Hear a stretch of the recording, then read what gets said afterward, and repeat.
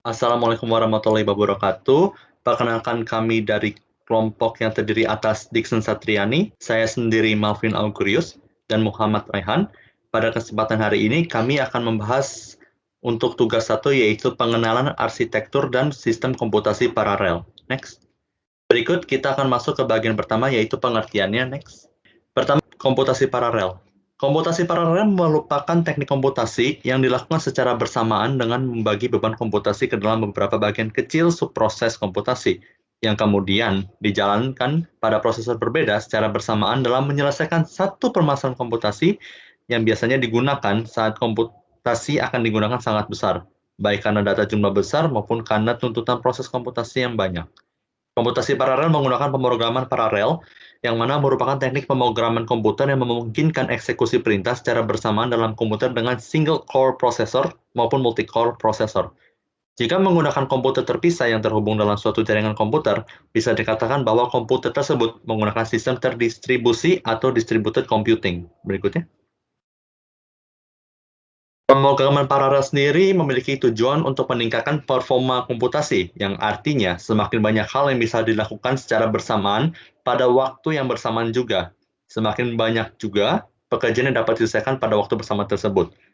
Performa pemrograman paralel ini biasanya diukur dari seberapa banyak peningkatan kecepatan komputasi yang digunakan ketika kita melakukan teknik paralel ini. Dan komputasi paralel itu berbeda dengan multitasking, karena sistem komputasi paralel itu terdiri dari beberapa prosesor dan banyak memori, sehingga terdapat dua teknik yang digunakan untuk mengakses data dalam unit memori, yaitu share memory address dan message spacing.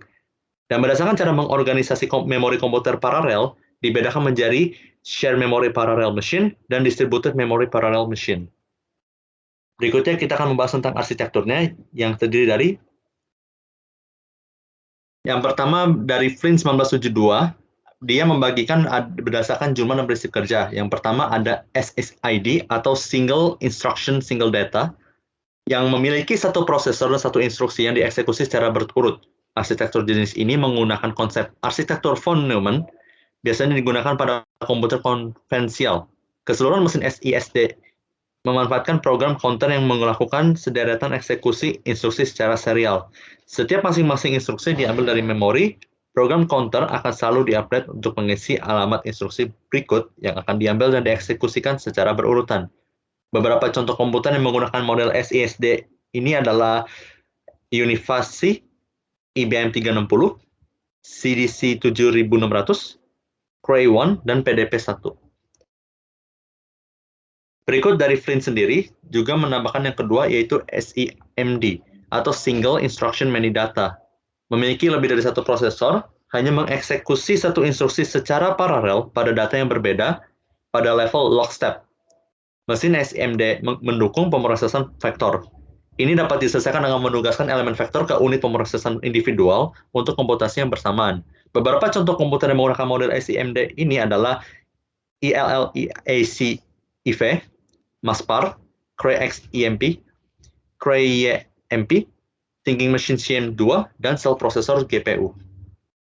Berikut ada yang ketiga yaitu MISD, Many Instruction Single Data. Seperti namanya sendiri, jadi ini memiliki satu prosesor namun dapat mengeksekusi banyak instruksi secara paralel. Hanya sejauh ini belum terdapat komputer yang dibangun dengan arsitektur ini dikarenakan sistem yang digunakan tidak mudah dipahami. Dan yang terakhir adalah MIMD, yaitu Many Instruction and Many Data. Jadi berbeda dengan sebelum di mana ini memiliki lebih dari satu prosesor dan banyak instruksi yang dieksekusi secara paralel. Arsitektur ini banyak digunakan sebagai dasar membangun komputer paralel, namun banyak komputer yang menggunakan model MIMD juga memasukkan komponen untuk model SIMD.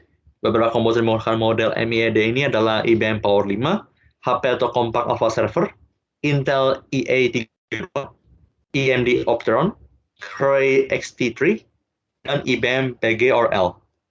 Dan yang untuk terakhir adalah ide baru klasifikasi berdasarkan pemrosesan paralel yang ada pada gambar berikut. Jadi pertama dibagi dari MIMD dulu yang ada multiprosesor, multikomputer, terus multiprosesor hingga data flow machine. Untuk SIMD hanya ada array processor. Untuk SISD ada pipeline vector processor dan systolic array. Untuk hybrid ada MIMD /SIMD machine. Dan untuk kegunaan khususnya ada seperti artificial neural network atau dan fuzzy logic processor. Untuk berikutnya akan dibahas oleh teman saya Muhammad Rehan, dipersilakan.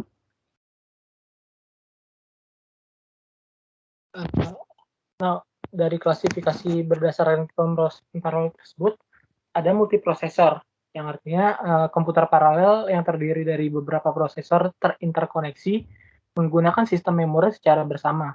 Selanjutnya ada multikomputer, di mana komputer paralel memiliki prosesor, untuk setiap prosesor memiliki memori lokal sendiri.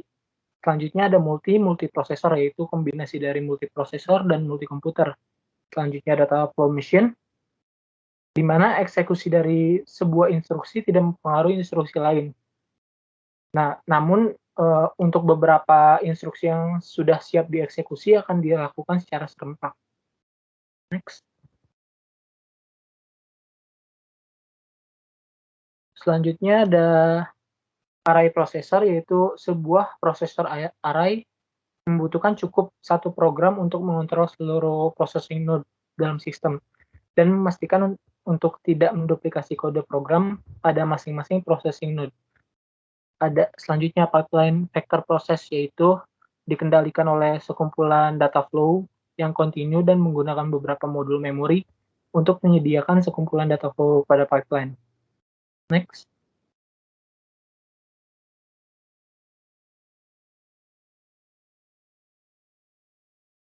Selanjutnya ada systolic array, yaitu sejumlah besar elemen pemrosesan identik yang mana masing-masing elemen pemrosesan itu memiliki penyimpanan lokal terbatas, dan agar tidak membatasi masing-masing elemen pemrosesan tersebut, masing-masing elemen pemrosesan terhubung dengan elemen pemrosesan tetangga melalui jaringan interkoneksi. Selanjutnya ada artificial neural network, di mana terdiri dari sejumlah elemen pemrosesan yang bekerja secara kompleks dan paralel dengan meniru kompleksitas kerja syaraf manusia. Dan terakhir ada fuzzy logic processor, yaitu dikaitkan dengan prinsip formal penalaran aproksimasi. Logika fuzzy ini mencoba untuk mengimbangi kemampuan proses kognitif manusia dan mengatasi beberapa kendala yang tidak dapat dilakukan oleh logika klasik. Next. Selanjutnya ada algoritma paralel. Next. Algoritma paralel di sini dimodifikasi dari pemrograman serial dan digunakan untuk menyesuaikan arsitektur komputer yang digunakan. Ada dua jenis komputer paralel, yaitu shared memory dan distributed memory.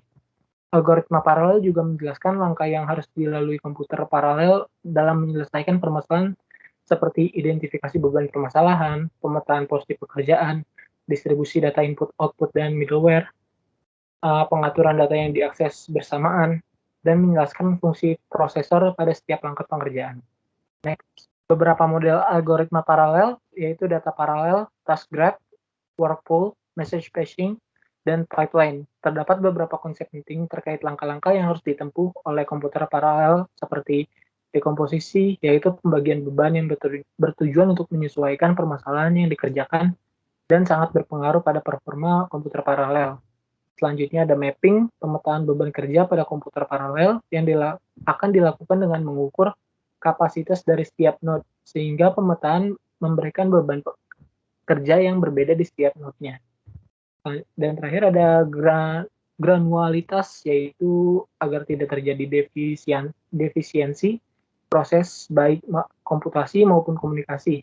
Porsi komputasi dan komunikasi akan disesuaikan dengan arsitektur komputer paralel yang digunakan. Next.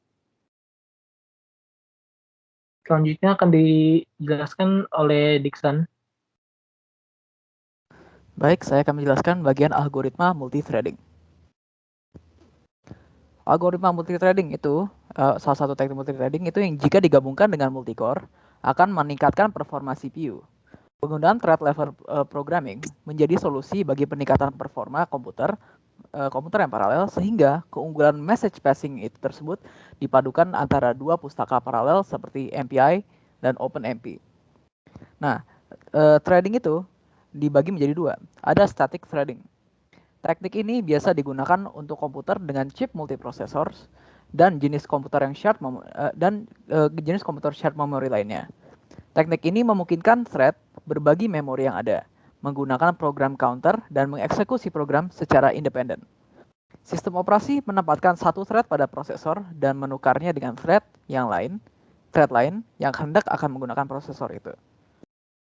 Selanjutnya ada dynamic threading yang merupakan pengembangan dari teknik sebelumnya yang bertujuan untuk kemudahan karena dengannya programmer tidak harus pusing dengan protokol komunikasi, load balancing, dan kerumitan lain yang ada pada static threading tadi.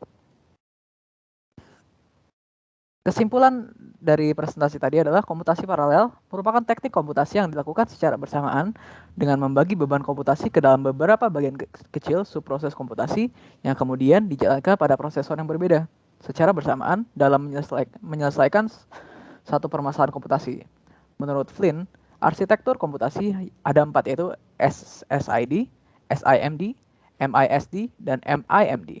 Selain itu, juga terdapat klasifikasi berdasarkan pemrosesan datanya. Dalam pekerjaannya, komputasi paralel menggunakan algoritma paralel dan atau algoritma multithreading. Berikut adalah daftar pustaka yang kami gunakan. Sekian dan terima kasih. Wassalamualaikum warahmatullahi wabarakatuh.